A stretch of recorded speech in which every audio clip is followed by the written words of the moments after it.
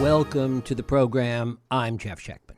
Bernie Sanders, an avowed Democratic socialist, never a member of the Democratic Party, ran 2 failed presidential campaigns, yet he has succeeded in moving the Democratic Party to the left. Alexandria Ocasio-Cortez is a one-term congresswoman with no previous political experience, and yet her socialist views have gotten attention and attraction on a national scale. Particularly among young people, there's a growing disaffection with the state of capitalism and free markets today. Even the likes of billionaires, such as Chase's Jamie Dimon and Salesforce's Mark Benioff, have talked about the need for a new, more inclusive capitalism.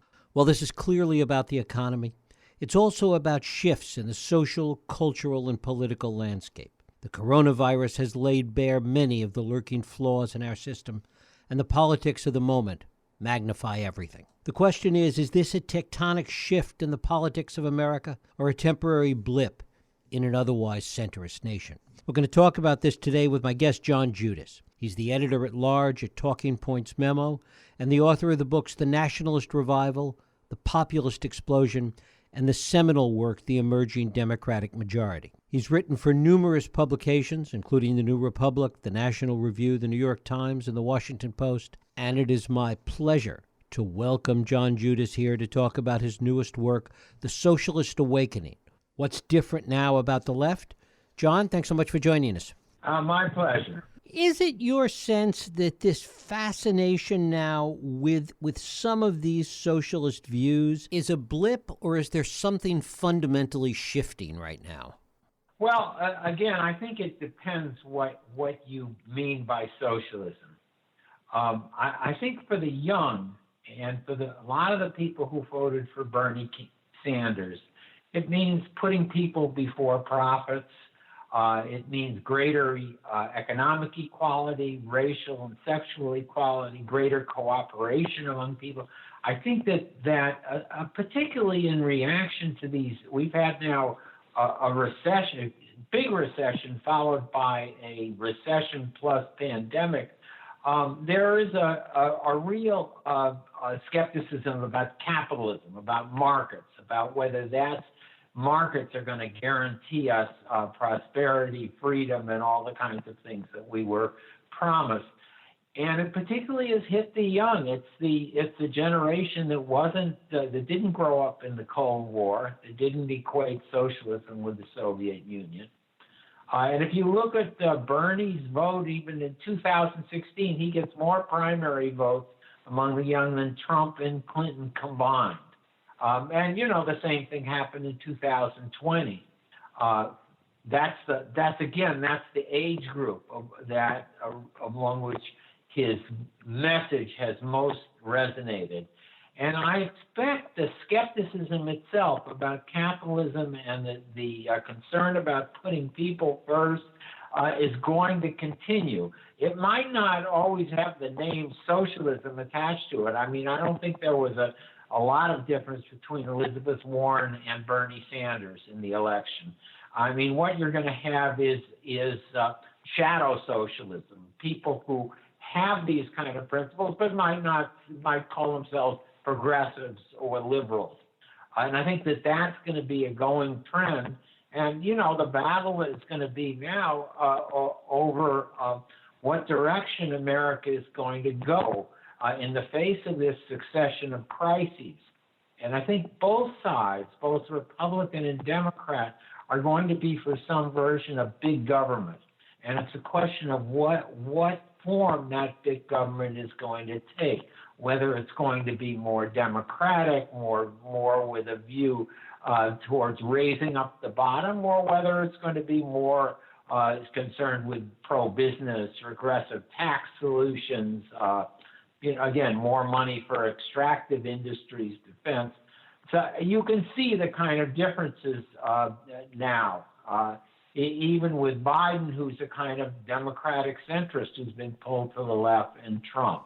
How much of it is a reaction, a sort of a cyclical reaction, as we've certainly seen historically in this country, to really the past 50 years, really the period since Reagan at the very least, where the country has moved to the right, and now it's beginning to move in the other direction? Well, I think it is.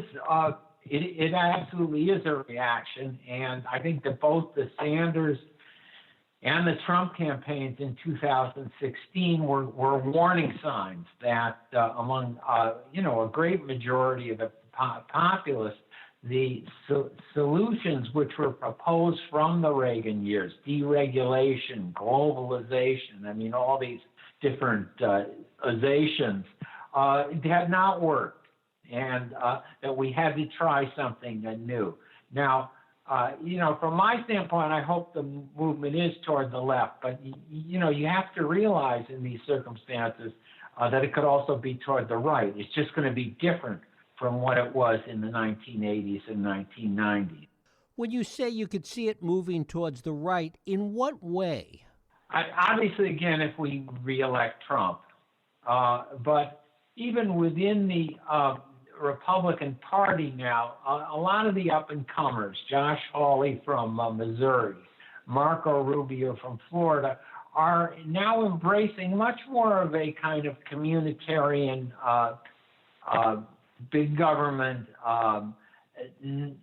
anti-market in some ways, politics, where they want to have more regulation and where they want to encourage an industrial policy that helps, where government actively helps business grow, but where they might not be so keen about labor unions, about some kinds of national health insurance. So I think that there could be a right-wing big government or a conservative big government version, as well as a more progressive socialist version of big government. But in any case, we're talking now about trillion-dollar spending bills.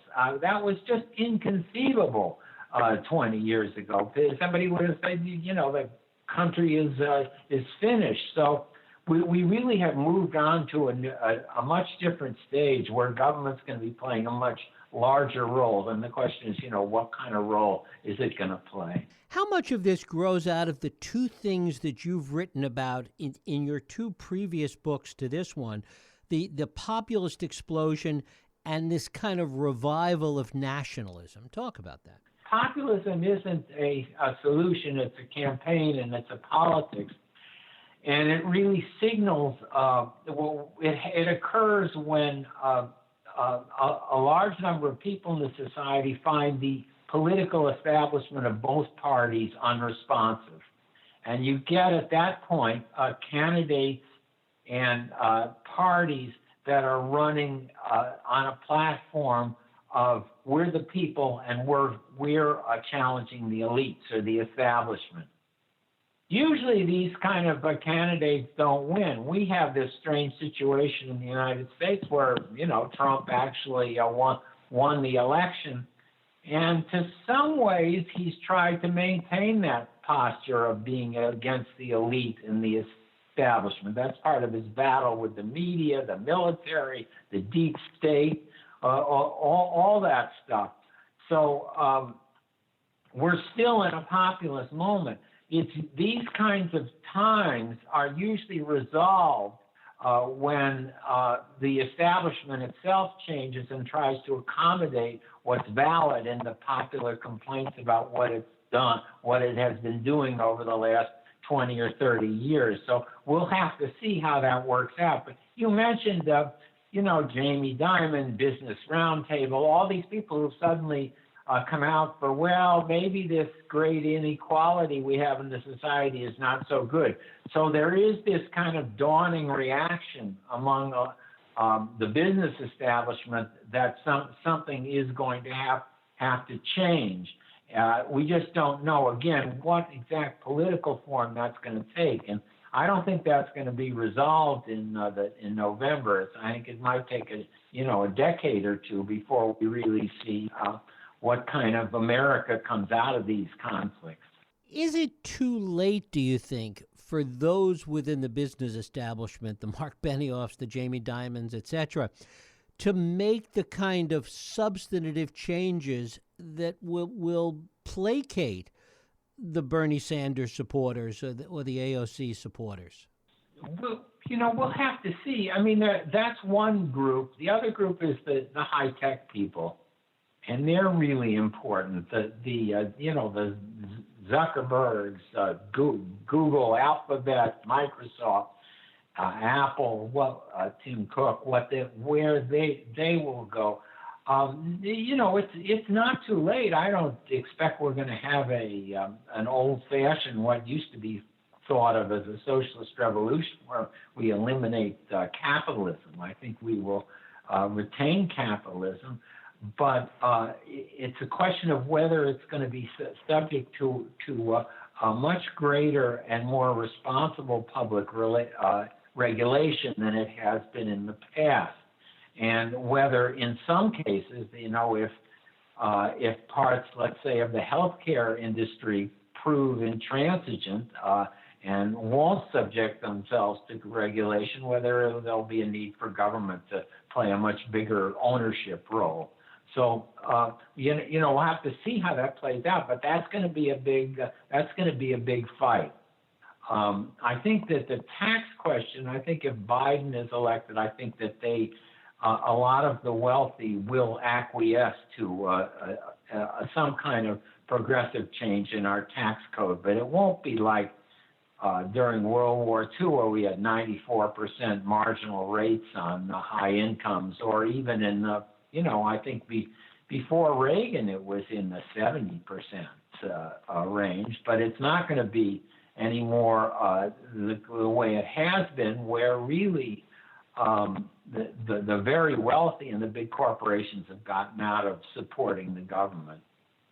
Have you heard the voices or the policy or philosophical underpinnings that really address the kind of change you're talking about? I mean, Sanders, for example, has been saying the same thing essentially for 20 years, if not more. But have you heard new voices that really incorporate the reality of capitalism with the reality of this movement towards the left and the fundamental changes that need to be made? Well, I think that there's a lot of voices in the media and in social media, and there's new magazines like Jacobin, Current Affairs. There's 100 podcasts. There's a proliferation of these kind of voices. Really, what there isn't is a kind of acknowledged leadership, and I think that's very, both intellectually and politically.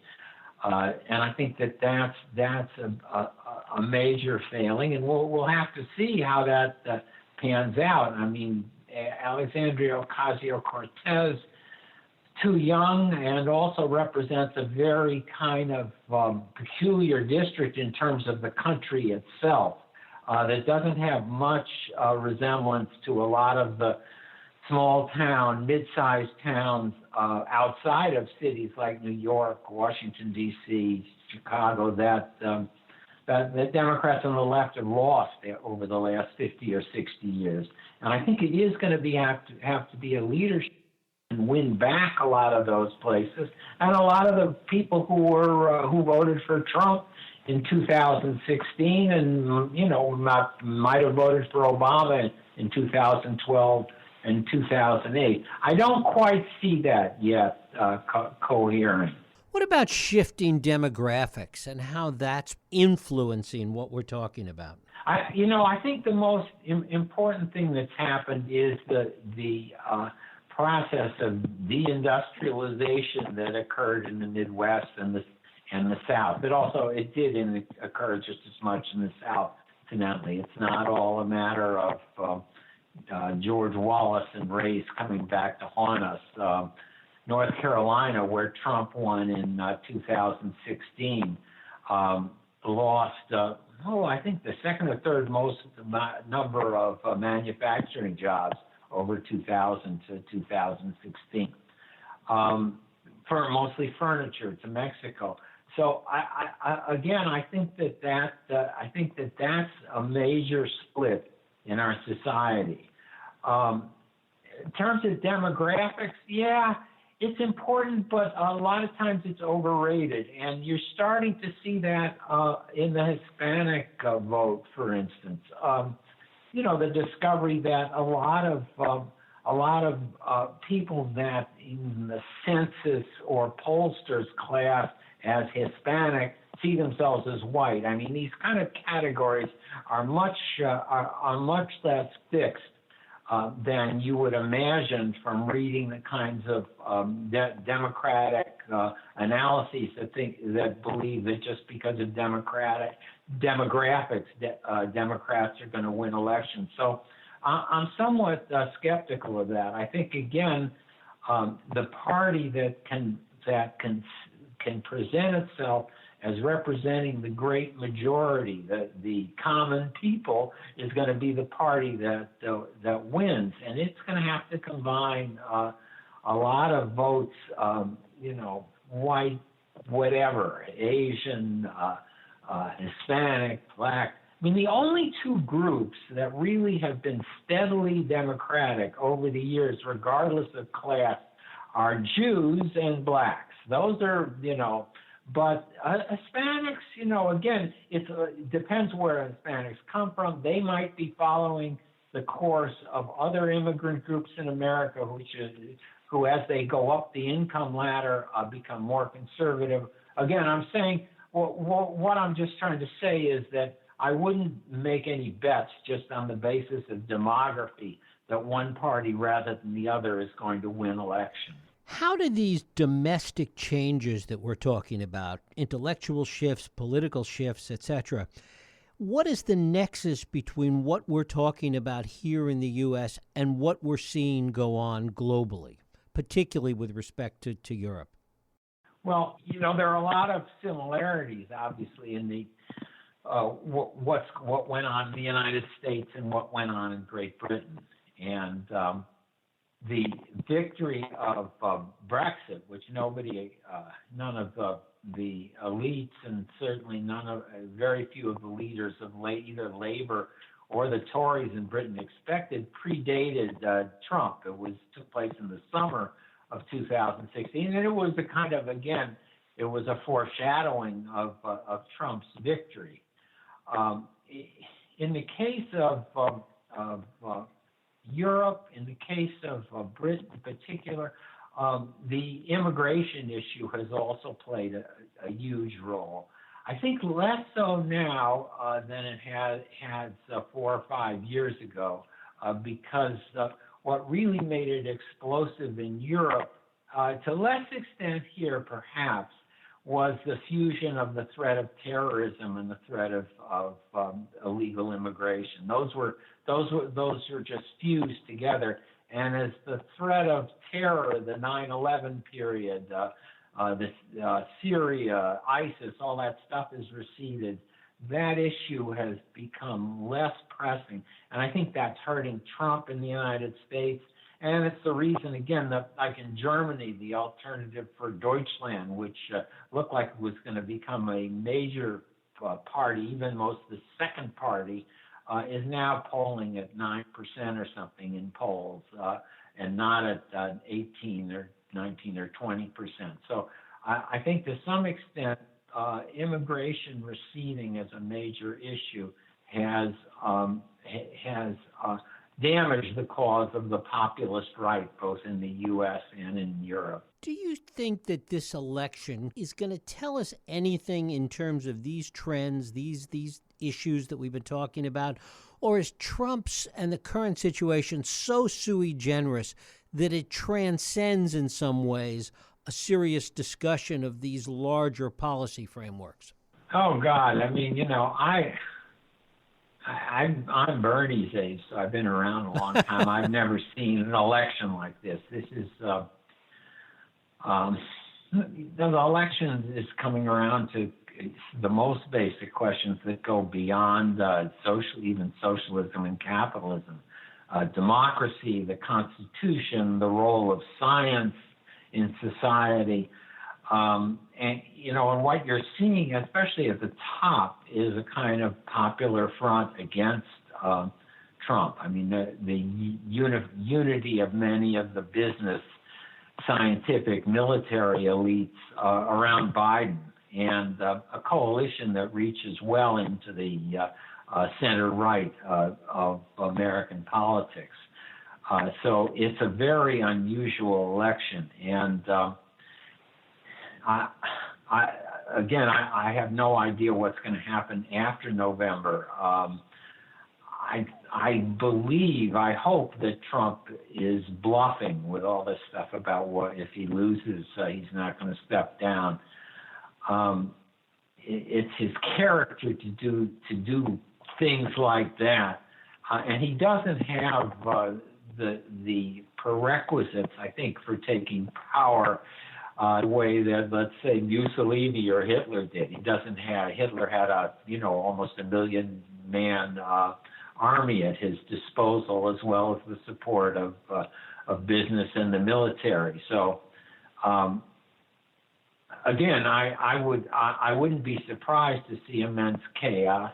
If I had to bet now, I would think that Biden will win and will take office, and that it's hard to say what he's going to have to do very big things, and he has not done very big things in the past, and he's not necessarily run on a promise to do big things. So again, I think it's hard to say what exactly is going to happen, but I think under either Trump or Biden, you're going to have to have huge budgets and huge changes in government priorities. Maybe it's going to take 3 or 4 years to sort of stabilize things before big things could even be done. Maybe, but if we still don't have a vaccine, and if unemployment is in double digits in January and February, whoever's elected, if it's Trump re-elected or Biden, is going to have to do, again, really big budget stuff.